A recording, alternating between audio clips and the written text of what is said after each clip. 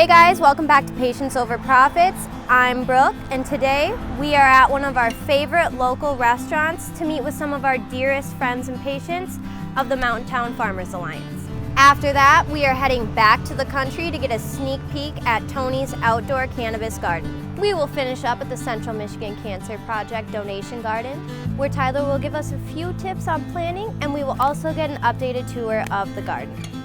Now let's head inside. Hi guys, I'm Rubel. I'm a cancer survivor here for about 4 years now, and been down this journey, learned a lot. I've learned some of the things to do and not do, and it's kind of led me to this road of trying the cannabis oil and seeing what's new and wonderful there that I haven't tried yet. Typically, I've gone in the past 4 years, just gone through all the standard medical procedures that you would see with somebody that has bladder cancer. Some of the traditional treatments I've had would be something called CBG, which was a method they used for destroying cancer, and it was also the cure for polio. And so basically the concept with most modern medicines today is you just take a pill and you nuke, destroy what's ever there, and hopefully the good stuff is still left standing. And so with my journey, I've kind of learned that there's other methods too. And I'm not saying anything bad about today's modern medicine and what is the proper method for treating.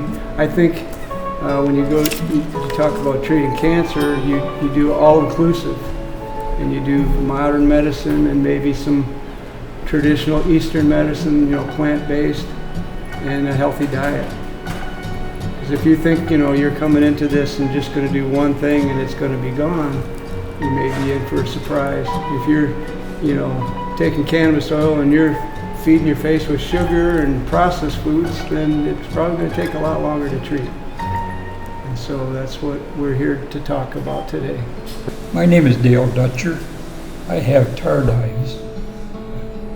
I've been taking marijuana ever since the doctors said there was nothing they could do. And so far, it's got me off 6 medications that I would take.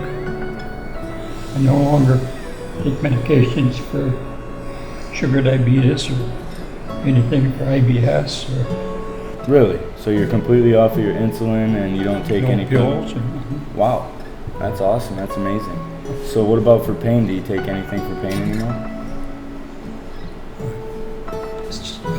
I take THC, CBD. That's about it? That's it. How do you take your THC? Is it, do you use it as a topical, or is it more of do you ingest it? I take capsules. Of a concentrated form of cannabis? Concentrated THC. Nice.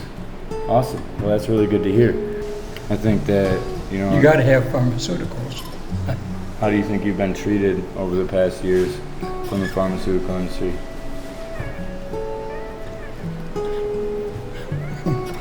As good as they could, I guess. Yeah. Do you think that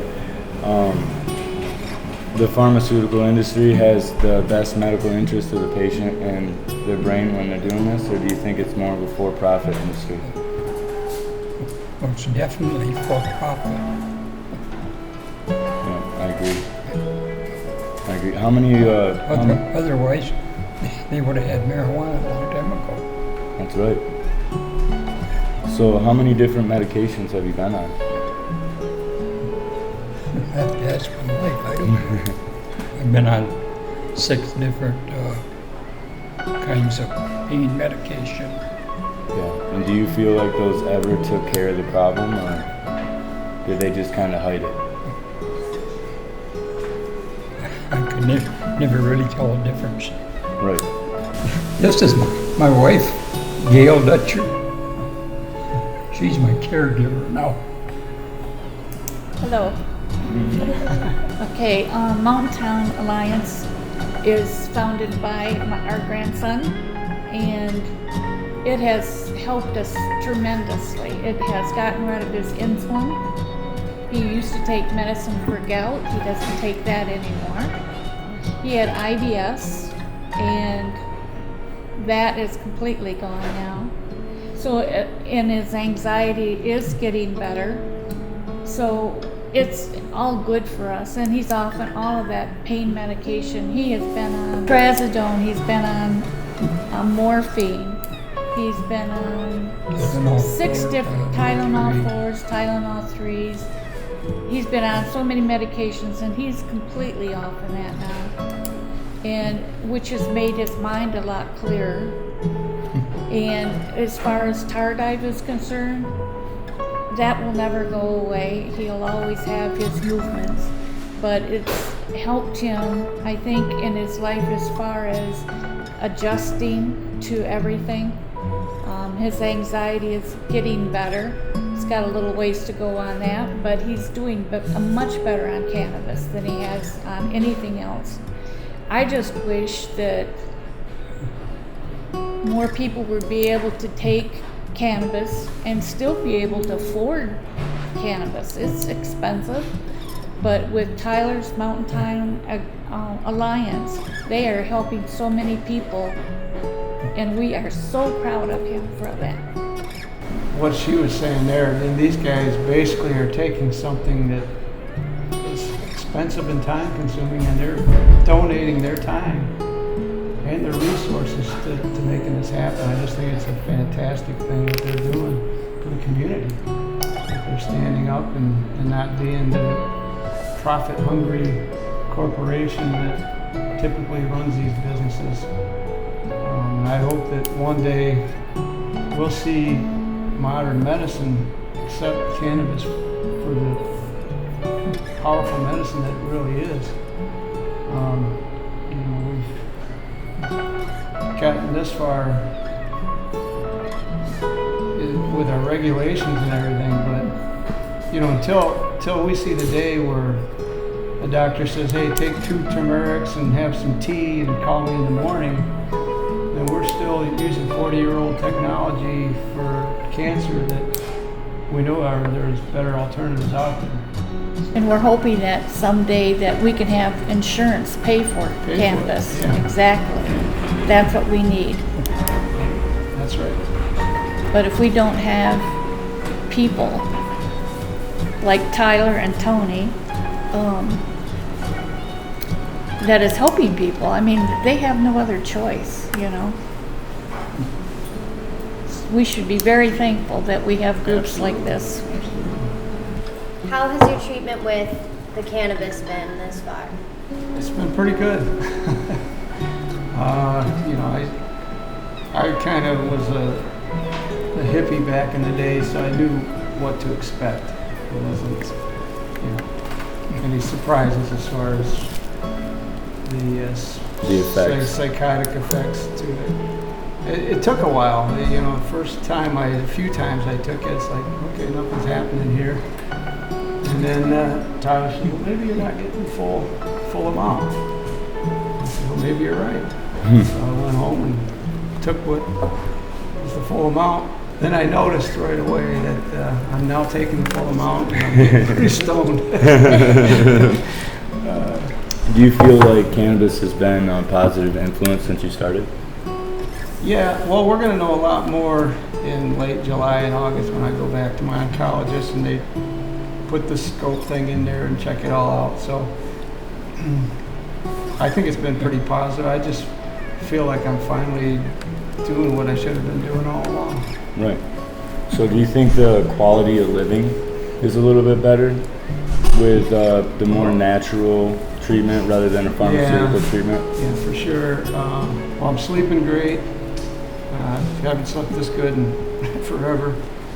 I've noticed some side benefits that I wasn't anticipating. My allergies have gotten better, and I'm breathing better because I have a mild case of asthma. So I'm not taking anything for that right now. We'll see how that goes, but that was just a side benefit. So how did you hear about Mountain Town Farmers Alliance, and how are they helping you? I heard about it from my grandson. I was just researching Rick Simpson oil and just happened to run across a thing on Facebook. They were doing a little fundraiser, and I looked at the wording and how I could tell he was into organic planting, and that's right up my alley. And I said, this is somebody I want to pursue. And I have not been disappointed. He's a great guy. And they've done a lot as far as research up front. That guys like us would take years and years, and they've just got it all together, and they know what they're talking about. With these guys, it was just started off as a little fundraising thing, and I could see they had bigger plans.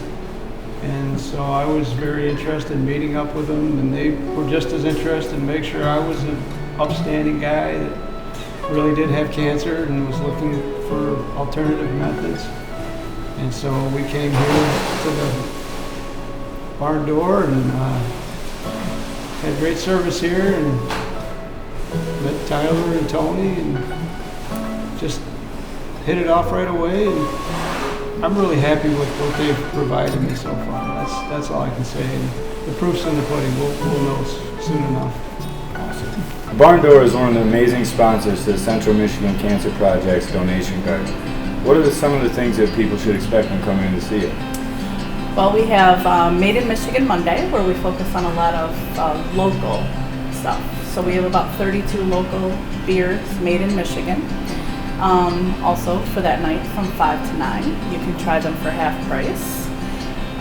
We have all of our buns from Cops and Donuts. We get our burger from Smith and Sons.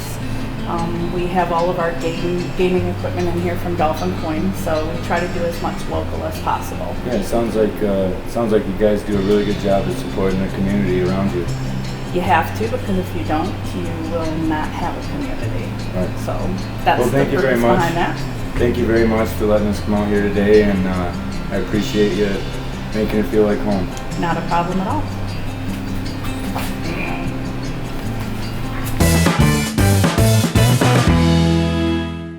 So we're out here at Toni's garden. So Toni, tell us what's going on here. All right, we have a 30 by 30 foot structure going on.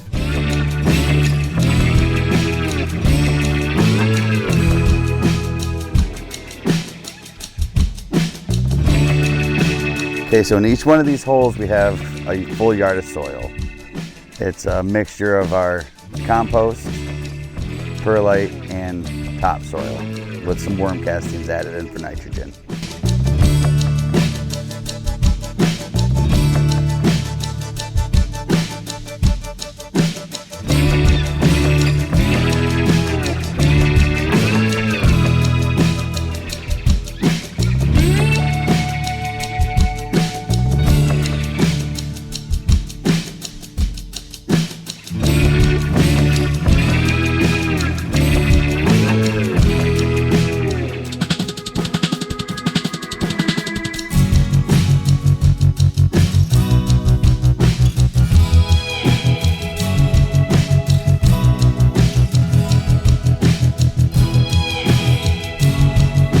We almost got the whole structure complete.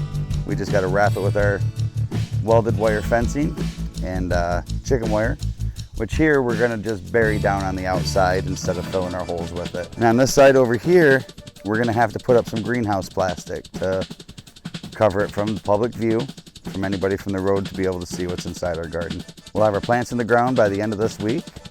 So hopefully next week we'll be able to come back and I'll give you an updated garden tour.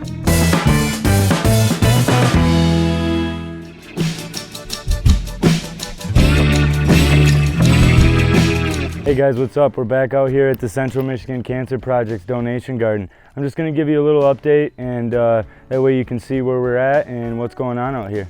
So last week we had a couple of guys come in and they finished up our fence and the surrounding structure.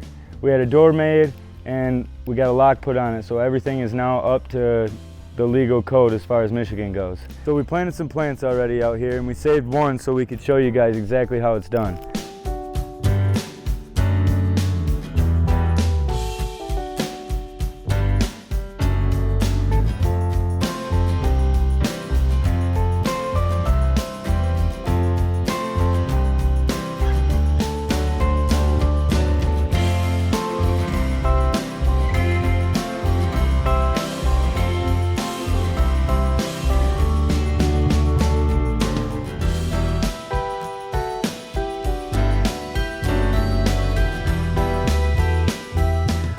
If you look over here, we have a couple of bigger plants that we brought out. We've been vegging these for about 2.5 months. The strains that we're using out here in our garden hold a lot of contents as far as medicinal value goes. And we've specifically picked out strains that are going to benefit our cancer patients the most. Let's head on over here and check out how we transplant. All right guys, so we're here, we're at one of our beds right here, and we're going to show you exactly how we get these plants in the ground. You want to be sure that you got a nice deep hole that's going to be deep enough so the top of your plant isn't going to be sitting above your soil level. So we've got that dirt all pushed back and out of the way. And the next step that we're going to do is take our root inoculant. And we're going to sprinkle this White Widow on the bottom of this hole.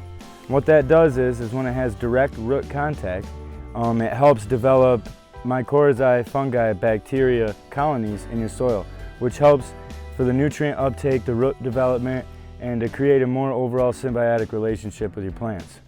So we're going to take this, and you could take up to 1/4 teaspoon, which is the recommended dose, and you want to sprinkle it directly where your plant is going to be sitting. And this just ensures that you're going to have that direct root contact, and then you're not wasting any of your powdered nutrients. Once you have a nice coating on the bottom there, you're going to take your plant, tilt it to the side, and push down on the bottom. That's going to help you remove the pot, and you want to be careful that you're not hurting or harming the plant in any way. Then you want to gently take your plant and set it down in your hole that you've excavated for it. What we do is we break around the top layer of this soil to expose some of the roots right here on the top. And it knocks down some of this microlife we already have in our pots down in the soil. Then we go ahead and we fill in the outside